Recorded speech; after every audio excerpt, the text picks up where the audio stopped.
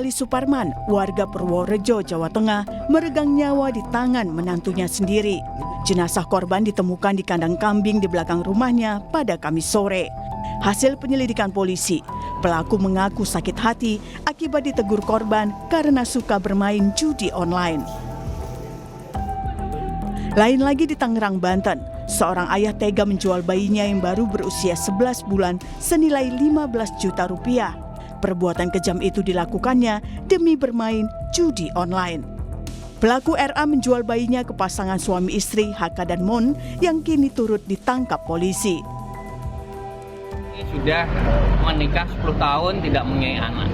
Dan dia juga baru datang ke Jakarta dari NTT baru 1 bulan. Dan dia merasa kesepian, makanya dia memposting sedang mencari anak.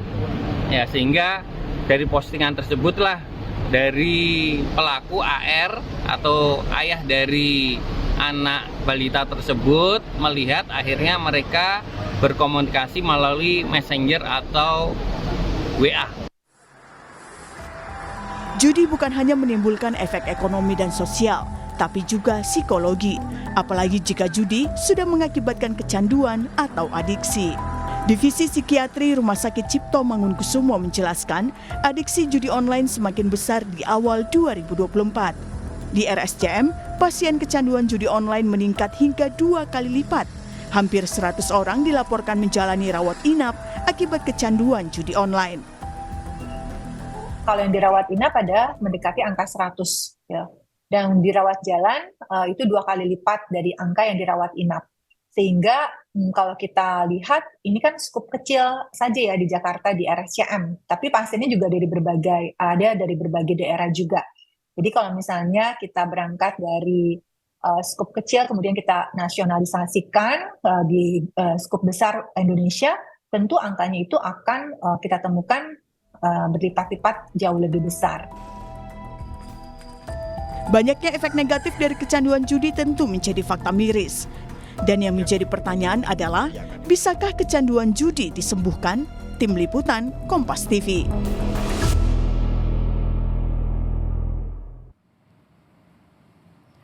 Saudara, maraknya pengungkapan sindikat judi online beberapa waktu belakangan menjadi fenomena miris. Pasalnya, kecanduan judi tidak hanya menimbulkan masalah ekonomi dan sosial, tapi juga mental. Lalu yang juga menjadi pertanyaan adalah, bisakah kecanduan judi disembuhkan? Kita akan bahas soal ini bersama psikiater dari Pusat Kesehatan Jiwa Nasional, Rumah Sakit Marzuki Mahdi, Lahargo, Kembaran. Selamat pagi, Dr. Lahargo. Selamat pagi Mbak, salam sehat jiwa. Salam sehat jiwa. Dokter, kita melihat ya ada fenomena yang menarik, menantu bunuh mertua, ayah jual anak. Jadi separah itukah kecanduan judi memengaruhi kondisi kejiwaan seseorang? Ya, jadi kecanduan judi itu sendiri adalah merupakan gangguan kejiwaan ya, atau yang kita kenal dengan pathological gambling. Nah ini atau judi patologis. Jadi ketika seseorang itu tidak mampu mengendalikan dorongan untuk berjudi, meskipun dia menyadari adanya konsekuensi negatif yang bisa timbul. Apa dampaknya? Masalah keuangan, kerugian finansial, sampai kebangkrutan, dan kemudian masalah mental emosional. Ada gangguan ansietas atau kecemasan, gangguan depresi, gangguan psikotik, bahkan ada tindakan agresivitas terhadap diri sendiri atau suicide atau terhadap orang lain. Belum lagi masalah relasi dan sosial, konflik dan relasi sosial yang menjadi sangat kurang. Kemudian ada isolasi sosial dan kesibukan untuk perilaku berjudinya. Dan yang terakhir adalah masalah hukum ya Mbak, karena kecanduan judi ini memunculkan perilaku yang manipulatif pada akhirnya. Agresivitas, berbohong, mencuri, dan bahkan perilaku-perilaku kriminal yang tadi sudah kita saksikan. Mbak Okta. Ya, dokter, artinya kecanduan judi ini bisa dikategorikan sebagai gangguan jiwa. Lalu kemudian apakah efek candu judi, kita kalau bicara soal candu ya identiknya sama narkoba ya, itu bisa disamakan nggak sih antara kecanduan judi dengan kecanduan narkoba? Ya, kalau zaman dulu kita mengenal yang namanya adiksi itu adiksi zat ya atau substance addiction.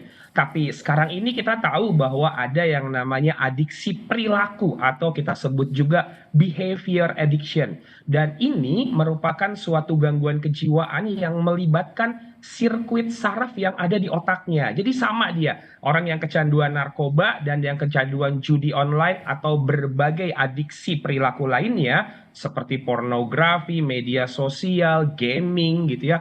Itu semua juga menyebabkan atau disebabkan oleh memang gangguan keseimbangan di saraf otaknya. Ada gangguan keseimbangan neurokimiawi atau neurotransmitter di otak seperti norepinefrin, serotonin, dopamin, kortisol, glutamat, dan juga ada gangguan di regio otaknya. Ada ventral striatum, ada ventromedial, prefrontal cortex, insula. Nah, semuanya itu, Mbak, akan menyebabkan gangguan mental dan perilaku. Misalnya, kontrol pikirannya menjadi terganggu atau kita sebut cognitive control. Kemudian kesulitan untuk membuat keputusan yang masuk akal, decision makingnya. Kemudian kemampuan mengolah situasi, ini menang, kalah, atau hampir menang, atau kita kenal dengan reward and loss near miss processing. Kemudian kemampuan untuk menunda tidak melakukan perilaku tersebut, delay and probabilistic discounting. Kemudian pembelajaran yang terbaik, reversal learning, alternation learning, dan terlalu berani untuk mengambil resiko. Nah, ini semualah yang kemudian menyebabkan berbagai konsekuensi negatif pada orang yang melakukan perilaku judi online ini. Jadi sudah jelas bahwa judi online ini adalah gangguan psikiatri, gangguan psikologis yang melibatkan sel saraf di otak dari seseorang dan sangat membutuhkan pertolongan medis untuk bisa memulihkannya. Iya, dokter, artinya kalau kita bicara judi kan berarti ada menang, ada kalah. Kadang orang juga jadi adiktif tadi karena memang ada ketika dia menang ada perasaan seperti apa, kemudian kalah seperti apa. Itu seperti apa, dokter? Apakah memang ketidakseimbangan tadi karena ada sesuatu yang tidak fulfill gitu dalam pikiran dia, sehingga ini yang kemudian menyebabkan gangguan kejiwaan tadi? Ya, jadi kalau kita lihat cycle-nya, kenapa orang kemudian awal mulanya bermain judi, umumnya mereka mengalami suatu gangguan mental emosional. Ada stres, ada masalah finansial, masalah keluarga, dan lain sebagainya, di mana mereka nggak punya manajemen stres yang baik, atau tidak ada support system yang cukup. Sehingga makin lama semakin terakumulasi itu stresnya. Kemudian dengan adanya promosi-promosi atau dia tahu bahwa oh ada nih permainan judi online, dia akan mencoba. Pada waktu dia menang, itu akan menjadi sesuatu yang memberikan suatu reward, sistemnya itu akan terpicu dia. Ada hormon dopamin di otaknya yang keluar yang memberikan rasa nyaman dan bahagia. Dan itu akan membuat dia mengulangi lagi perilaku untuk berjudinya itu. Nah, tetapi kebanyakan bahkan survei penetrasi dari internet beberapa waktu yang lalu menunjukkan bahwa 97% itu sebenarnya merasakan bahwa tidak ada keuntungan dari judi online. Nah, dia berusaha mengejar kekalahan atau kita sebutnya chasing for the loss gitu ya. Coba lagi, tapi yang kemudian hasilnya adalah kalah lagi gitu ya. Bahkan sudah mulai ada magical thinking. Wah, ini kayaknya hari yang baik nih, tanggal yang bagus nih. Wah, siapa tahu aku bisa menang. Tetapi kemudian kalah lagi, finansial semakin menurun, dan yang terjadi adalah dia mencoba untuk pinjaman online, kemudian meminjam dari orang lain, berbohong, mencuri, memanipulasi. Untuk apa? Untuk memenuhi keinginannya bermain judi lagi. Nah, inilah yang kemudian menjadi suatu cycle yang menyebabkan seseorang ini jatuh kepada yang namanya adiksi terhadap judi online ini. Ada semacam berandai-andai bahwa kalau bermain judi ini bisa menang, kemudian itu tadi ya bisa memicu dopamin atau rasa bahagia ketika tadi bisa memenangkan atau bisa ketika bermain justru dikasih menang dulu sampai akhirnya berakhir pada kekalahan. Dokter, kalau kita bicara soal perawatan, ini kan kemarin ada informasi bahwa RSCM ini menyebut sejak awal 2024 sudah ada lebih dari 100 orang menjalani perawatan akibat kecanduan judi online. Jadi separah apa tingkat kecanduan seseorang sampai akhirnya dia harus mendapatkan perawatan? Apa sebetulnya indikasinya? Ya, jadi biasanya ketika ada orang yang mengalami gejala-gejala untuk suatu adiksi dari judi online atau judi patologis ini, maka dia akan datang ke profesional seperti datang ke psikiater, perawat jiwa, psikolog, dan kita akan melakukan assessment terlebih dahulu. Nah, jadi assessment ini ada kriteria diagnosisnya untuk orang dikatakan mengalami judi patologis atau kita kenal dengan judi online ini.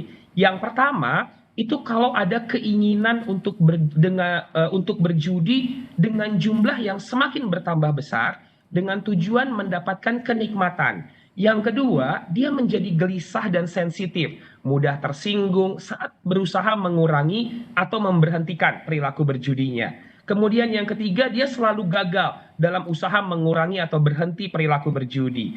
Selanjutnya, selalu berpikir untuk bermain judi karena adanya sugesti pengalaman yang sebelumnya atau untuk berusaha mendapatkan uang yang pernah dia pakai untuk berjudi. Yang kelima, melakukan perilaku berjudi ini saat yang bersangkutan merasakan stres, cemas, gelisah, bersalah, atau tertekan. Kemudian setelah kehilangan uang yang banyak karena berjudi, kembali melakukannya dengan harapan ingin dapetin uang yang hilang tersebut. Baru yang ketujuh, ada berbohong, manipulatif, punya masalah dalam relasi, pekerjaan akademik, karir juga menjadi terganggu. Dan yang terakhir Mbak, itu dia mulai bergantung pada orang lain untuk mengatasi masalah finansial yang diakibatkan oleh judi ini. Nah, kalau ada 5 kriteria selama kurun waktu 12 bulan, nah ini menurut Diagnostical Statistical Manual atau DSM-5, itu orang bisa dikatakan mengalami judi patologis atau yang kita kenal di Indonesia dengan judi online ini. Nah, setelah itulah baru akan dipersiapkan strategi terapi untuk memulihkan yang bersangkutan. Artinya juga masyarakat harus menyadari ketika dia sudah merasakan beberapa gejala-gejala itu harus mencari ahlinya. Dokter, tapi pertanyaannya, bisakah kecanduan judi ini disembuhkan? Oh, jelas sekali bisa. Recovery is possible. Setiap gangguan kejiwaan punya harapan dan masa depan untuk bisa pulih. Ada tata laksana untuk adiksi judi ataupun behavior addiction yang kita kenal secara umum. Oke, tapi dokter, kalau misalnya kita bicara soal kecanduan, tadi kan dokter juga mengatakan bahwa salah satu ciri-ciri orang udah kecanduan judi itu misalnya gelisah. Nah, kalau misalnya orang sudah kecanduan kan biasanya kalau tidak melakukan judi gitu, tiba-tiba dia merasa gelisah. Terapi atau pengobatan seperti apa, perawatan seperti apa yang bisa dilakukan untuk bisa menyembuhkan itu? Yes, kita akan mulai tentunya dengan promotif and preventif gitu ya. Bagaimana kita bisa memberikan edukasi tentang resiko judi yang berlebihan, promosi untuk gaya hidup yang sehat, mulai dari pola makan, olahraga, tidur yang cukup, dan kemudian manajemen stres yang baik, Mbak. Bagaimana orang itu bisa mengelola stres yang memang umum dan alamiah terjadi dalam hidupnya itu dengan baik. Ada berbagai teknik untuk manajemen stres, misalnya dia diajarkan memvalidasi terlebih dahulu. Oke, saya nggak baik-baik aja, saya sedang cemas, marah, khawatir. Kemudian dia diajarkan memventilasikan bagaimana situasi mental emosional yang tidak enak ini dengan journaling, bercerita dengan orang lain, mendengarkan musik misalnya. Kemudian dilatih berbagai teknik regulasi emosinya dengan butterfly hug, atur nafas, deep breathing, teknik grounding, mindfulness, relaksasi otot progresif, itu semua akan diajarkan sehingga yang bersangkutan punya alternatif mengelola kondisi mental emosionalnya daripada dia bermain judi tadi gitu. Baru kemudian yang kedua adalah dengan pengobatan. Ketika kita melakukan assessment sudah bisa ditegakkan yang bersangkutan mengalami pathological gambling, maka pengobatan itu menjadi sesuatu yang akan dilakukan karena dia 1A, istilahnya recommendation with high confidence. Jadi secara evidence based, pengobatan itu akan sangat membantu yang bersangkutan untuk pulih. Ada obat antidepresan yang bekerja di serotonin, ada mood stabilizer untuk mengelola impulsivitasnya. Berbagai terapi lain yang modern saat ini juga akan membantu. Misalnya ada terapi TMS, Transcranial Magnetic Stimulation. Jadi dia diberikan stimulasi dengan gelombang elektromagnetik di kepala atau otaknya, dan itu akan membantu neuroplastisitas atau perkembangan yang baru dari sel-sel saraf otaknya. Ada juga terapi neurofeedback yang akan membantu latihan atau training dari gelombang-gelombang otaknya. Delta, theta, alpha, beta, itu gelombang-gelombang otak yang akan diatur kembali. Berbagai teknik psikoterapi, Mbak, seperti misalnya CBT, Cognitive Behavior Therapy, itu akan membuat yang bersangkutan bisa mengenali pikiran-pikiran yang irasional, yang overthinking, yang membuat dia bermain judi, dan kemudian memunculkan alternative thinking atau pikiran lain yang lebih positif dan rasional.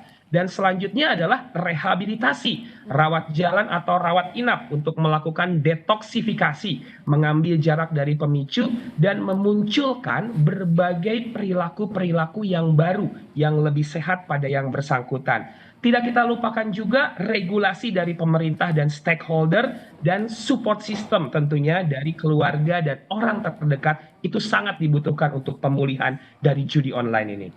Nah itu tadi dokter, kalau kita bicara soal penyembuhan atau proses terapi tadi yang juga dokter sebutkan soal support system. Singkat saja dokter, soal support system apa yang bisa dilakukan jika diri kita menjadi salah satu support system yang dibutuhkan oleh orang yang kecanduan judi online?